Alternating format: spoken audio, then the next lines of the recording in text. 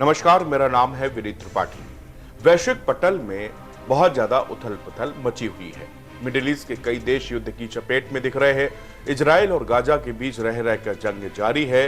दूसरी तरफ रूस और यूक्रेन में भी जंग जारी है। इन सब की वजह से आसपास के इलाकों में भी अशांति फैली हुई है। विश्व दो धुरी में बटा हुआ है। कौन देश किसका साथ दे रहा है और कौन किसका विरोध कर रहा है।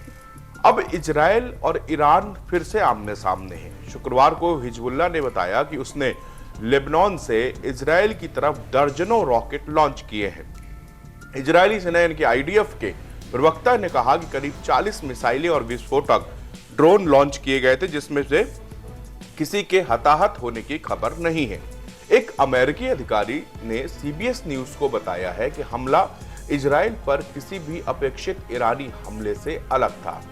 एक तरफ इजराइल पर ईरान हमला करने में उतारू है, दूसरी ओर इजराइल पर एक बड़ा आरोप गंभीर लग रहा है, वो ये कि इजराइल दक्षिणी लेबनान और गाजा में व्हाइट फास्फोरस बॉम्ब का इस्तेमाल कर रहा है, इससे हमला कर रहा है। ये एक जहरीली गैस होती है जो लोगों की जान ले रही है। इसका इस्तेमाल करना युद्ध में प्रतिबंधित है, मगर फिर भी इसका इस्तेमाल किया जा रहा है। अंतर्राष्ट्रीय कानूनों के तहत इसके इस्तेमाल को लेकर कड़े नियम कायदे हैं। हालांकि इजरायली फौज का कहना है कि गाजा और लेबनान में चरमपंथियों के खिलाफ इस विवादास्पद हथियार का इस्तेमाल कानूनन है, लेकिन दूसरी तरफ मानवाधिकार गुटों का कहना है कि इस मामले की जांच युद्ध अपराध के तौर पर की जानी चाहिए। खैर, अमेरिका का कहना है कि गाजा और लेबनान में इजराइल के द्वारा सफेद फास्फोरस के इस्तेमाल किए जाने की वो जांच करेंगे। ऐसे में सवाल ये उठता है कि क्या इजराइल आम लोगों की रिहाइश के आसपास वाली जगहों पर इस हथियार का इस्तेमाल करके कानून का उल्लंघन तो नहीं कर रहा, या फिर जंग के मैदान में इसका इस्तेमाल कोई बड़ी बात नहीं है। बीबीसी की एक रिपोर्ट में लेबनान के पीड़ितों ने अपना दर्द बयां किया है। दक्षिणी लेबनान में खेती किसानी करने वाले अली बताते हैं कि आसमान में ये सफेद ओस की तरह होता है, लेकिन जमीन के संपर्क में आते ही ये पाउडर में तब्दील हो जाता है। उन्होंने बताया कि 19 अक्टूबर 2023 को उन्होंने भी खुद इस सफेद कोहरे से घिरा पाया था। व्हाइट फास्फोरस के हमले के बारे में उन्होंने बताया कि लोग कहते हैं कि वो लहसुन की तरह गंध करता है या उससे भी बहुत ज्यादा खराब। उस गंध को बर्दाश्त करना मुश्किल होता है। नाली की सड़ी हुई गंध से भी खराब उसकी स्मेल आती है।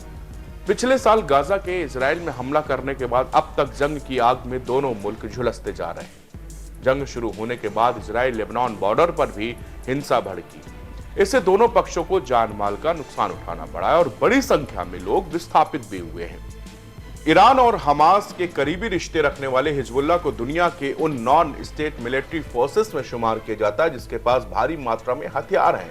इजराइल और हमास की लड़ाई में हिजबुल्लाह लड़ाकों ने भी रॉकेट और ड्रोन से हमले किए। इजराइल ने हिजबुल्लाह की कार्रवाई का जवाब भारी गोलाबारी और हवाई हमलों से दिया है, जिसमें व्हाइट फास्फोरस का इस्तेमाल भी शामिल है। व्हाइट फास्फोरस का गोला छोड़े जाने के बाद ये गोले ऑक्सीजन के संपर्क में आते हैं और हवा में गहरा सफेद धुआं फैल जाता है। इसके ग्राउंड पर मौजूद सैनिकों को छुपने का मौका मिल जाता है और दुश्मन की नजरों से ओझल हो जाते हैं।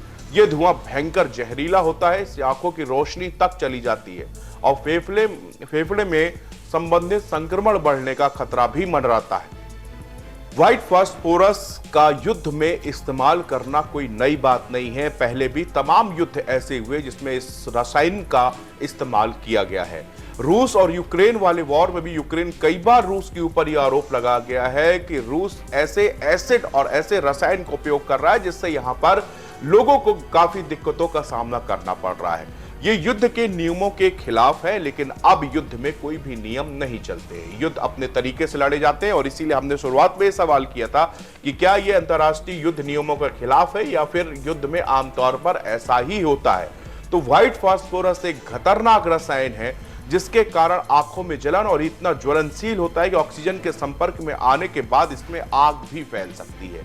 इसका इस्तेमाल करने से लोगों पे वहां जिस जगह पे इसका इस्तेमाल किया जाता है काफी रेडियस में इसका धुआं फैलता है और आमतौर पे चूंकि जो आम लोग होते हैं उनके पास कोई भी सुरक्षा के उपकरण नहीं होते, जिसके कारण उनकी जान चली जाती है, उनके फेफड़ों में नुकसान होता है, उनकी आंखें चली जाती है या फिर वो गंभीर बीमारियों से ग्रसित हो जाते हैं।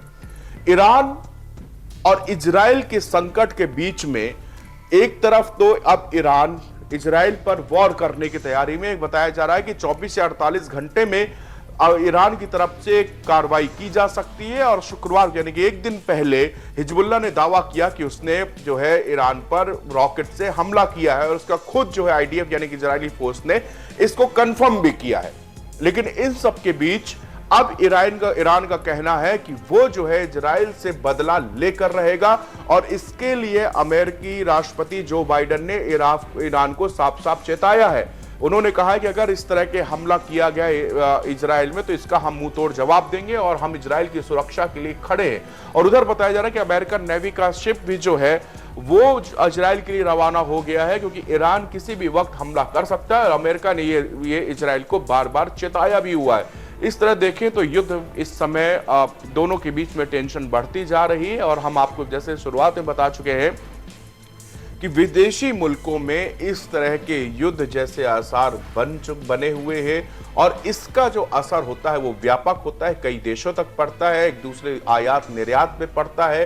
साथ ही साथ अब देखना यह है कि क्या ईरान इसको सिर्फ धमकी के तौर पर देख रहा है या फिर इजराइल पर कोई बड़ा संकट यहां पर मंडराने वाला है।